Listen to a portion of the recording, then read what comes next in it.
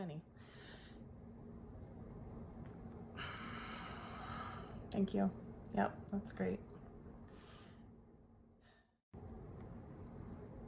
Hello, lovelies.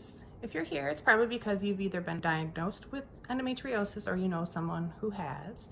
And so I wanted to provide a little bit more information about that because it's not really a topic that a lot of people discuss because, you know, people are afraid of the human body and all of that. So, but basically I want it to be known that this is not meant to treat, diagnose, cure, prevent any kind of a disease. So basically, endometriosis is what happens when cells from inside of the uterus grow outside of the uterus. So it doesn't sound like a terrible thing, but for a quick, very, very simple played down biology lesson, the uterus has a layer of endometrial cells, and it creates what's called the endometrial lining. And in this endometrial lining, it consists of these cells plus mucus and blood and things like that. And so the whole purpose of the endometrial lining and all of the extra things that go with it is to prepare the body for holding and growing a baby, basically. And so at the end of every month, when there's no baby growing there, that's when you have a menstrual cycle and the body naturally flushes these things out and starts all over. So you're trying to build like a cushy little home. The problem when endometrial cells are outside of the uterus is that those cells still perform in this same way.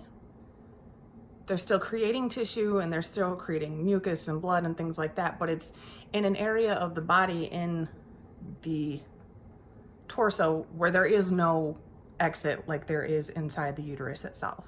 So essentially what these cells end up doing then is creating an abundance of scar tissue inside most commonly inside the abdomen, but it can spread elsewhere. And these scar tissue bands attach to other organs.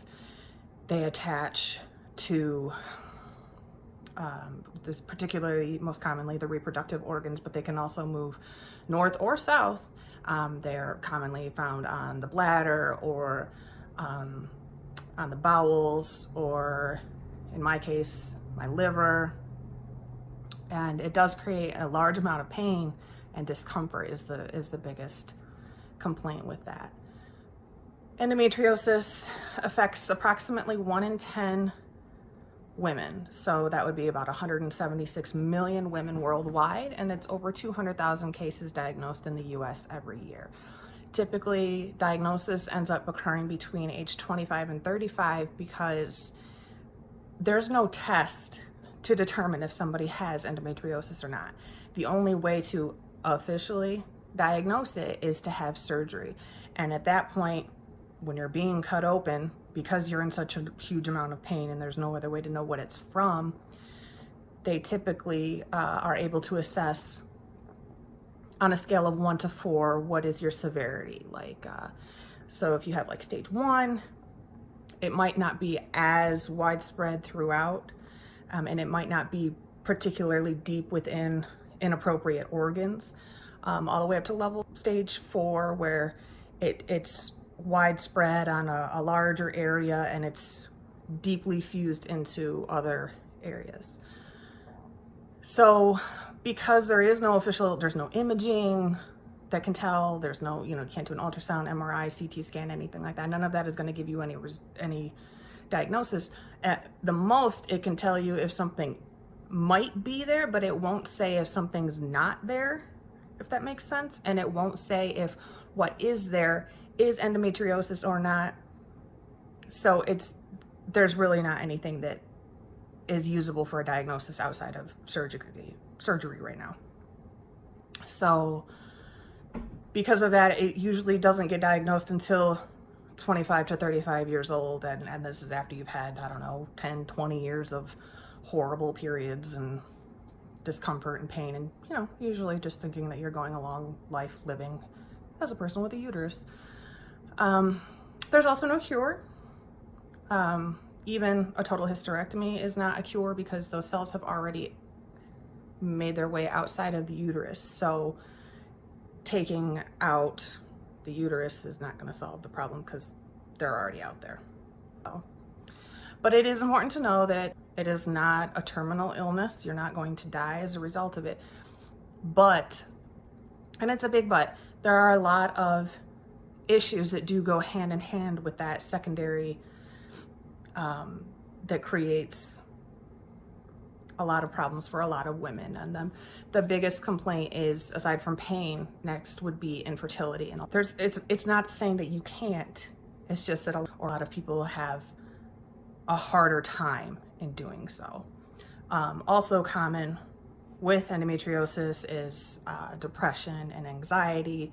A lot of that goes hand in hand with the pain that people experience because they feel like there's no relief, there's no end in sight, and it's really hard to manage that on a day-to-day basis.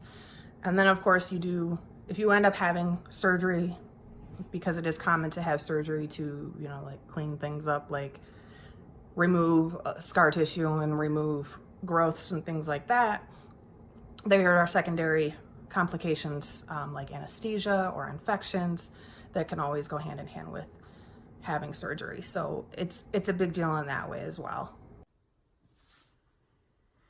It is important to note that even though it is a heavy diagnosis, there's a lot that you can do for yourself. There's a lot that you can do medically, and there's a lot that you can do socially as far as connecting with other people in your situation and hearing other people's stories, hearing other people's suggestions, other treatments that they've gone through, or ways that they've handled certain things. So you don't have to jump straight to surgery. There are a lot of other options before that. There are certain medications. Some of them are new and in trial. Some of them are as simple as a birth control pill, and some work for some people and don't work for others, and some work for a time and then don't work continuously. So there are also things that you can do for yourself. There's dietary changes and supplements and things like that. Exercise is very important. Sleep is very important. It's important that your body has time to rest and to heal regularly, because this is something that flares up at least once a month, and for a lot of women, more often than that. But that being said, there are women who go through their entire lives and don't even know that they have endometriosis.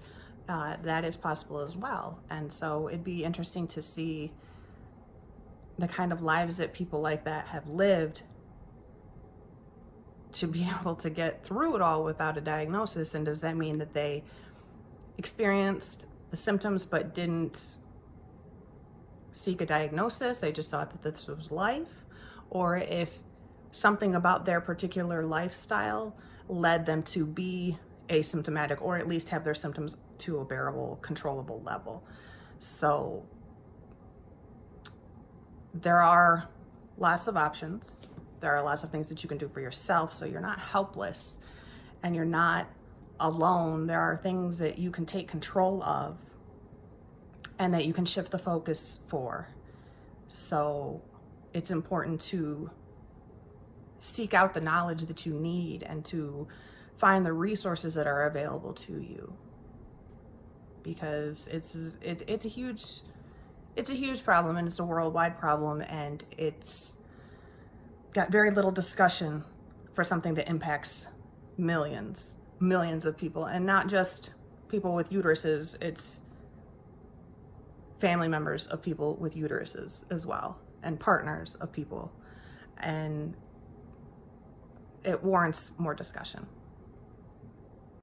So I just wanted to provide this information, maybe get some discussions going and see if we can progress forward with less fear of the human body, and maybe we can help each other and be good to each other and move along as a species, I guess would be ideal. So if you'd like to see more videos, let me know. I'd be happy to make them. And if you have any topics that you think should be discussed, let me know also in the comments, and take care.